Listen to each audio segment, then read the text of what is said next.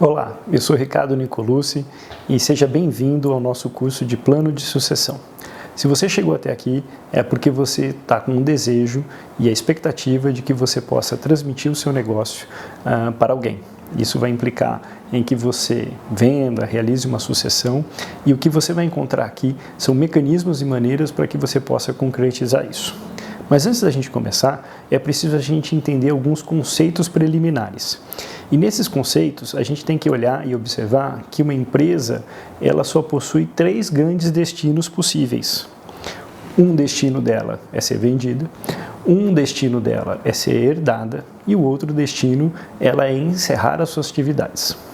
Quando a gente fala desses 3 destinos, é importante a gente esclarecer um pouquinho sobre cada um deles.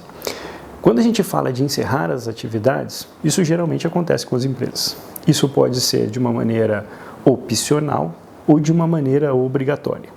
Quando é de uma maneira obrigatória, significa que aquela empresa ela encerra as suas atividades porque ela não gerava mais resultados pertinentes. E aí ela faliu ou encerrou aquilo. Ou quando ela encerra as suas atividades por uma maneira opcional.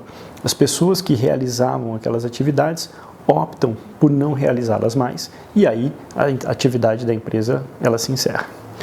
Quando a gente fala das outras 2 maneiras, ou ela vai ser herdada ou ela vai ser vendida. Quando a gente fala de uma herança, de herdar um negócio como esse, significa que uma nova geração irá assumir esse negócio e passará a administrar aquela empresa que estava sendo coordenada. Muitas das vezes é necessário que essas pessoas assumam uma parte do negócio.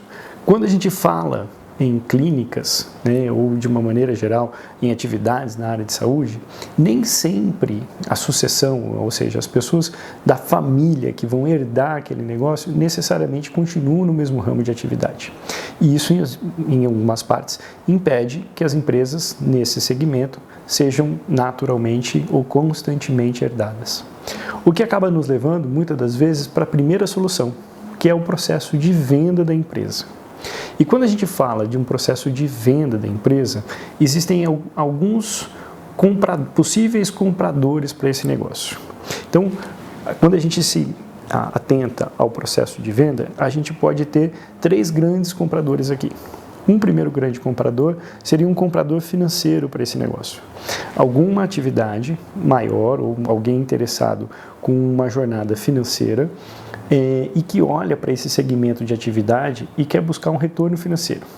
A grande vantagem desse mecanismo é que desse comprador, desse possível comprador neste formato, é que ele vai conseguir pagar às vezes prêmios maiores, porque ele é um comprador, como a gente disse, financeiro, então ele possui recursos financeiros para que ele possa adquirir esse negócio, mas ele traz alguns inconvenientes.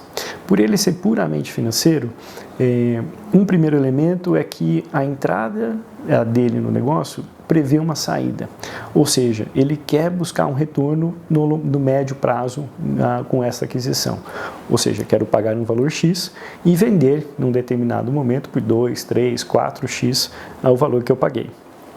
O outro elemento é que ele, por ser um investidor puramente financeiro, quando ele faz esse tipo de aquisição, ele exige ou coloca em formas de contrato que o antigo sócio permaneça na execução desse negócio. E quando a gente fala aqui para modelos de clínicas, para modelos na área de saúde, nem sempre essa solução é uma solução plausível. Muitas das vezes as pessoas querem encerrar suas atividades ou realmente, naquele momento, transmitir completamente o negócio. Um outro possível comprador para um sistema de clínicas é quando a gente fala de um comprador estratégico. Esse comprador estratégico, muitas das vezes, é alguém um pouco mais bem posicionado no mercado, um pouco mais bem capitalizado e que vai fazer um processo de aquisição para fazer algum tipo de complementariedade. Um exemplo de complementariedade é uma complementariedade geográfica, ou seja, ele possui um ramo de atividade em um certo espectro, ou geográfico, ou por ramo de atividade, e ele quer complementar as atividades ao adquirir esse processo de aquisição. O que acontece nesse processo de aquisição é que, muitas das vezes, as empresas adquiridas passam a incorporar e fazer parte de todo o processo dessa empresa maior. E aí, muitas das vezes, a cultura, o ambiente onde essa empresa vai ser inserida, ou próprio até o nome dessa empresa adquirida, pode ficar mitigado, pode ficar comprometido. Por fim, o que nós vamos olhar aqui é o processo de aquisição pelos profissionais que atuam dentro da empresa. Por que esse modelo é um modelo que se aplica muito fortemente dentro da área de saúde e pode ser explorado por clínicas? Dado a pessoalidade, dado ao processo de formação de pessoas dentro da clínica, essa individualidade, esse quesito da execução, esse processo de aquisição ou de venda da empresa, da clínica, para os profissionais que ali trabalham, ele se forma num formato muito pertinente. E dentro desse curso, o que nós vamos observar é isso: como construir um sistema robusto que possa fazer com que esses profissionais evoluam dentro do seu negócio até se tornarem sócios adquirindo essas cotas. É nisso que nós vamos observar dentro desse curso e te convido a participar agora um pouquinho dele.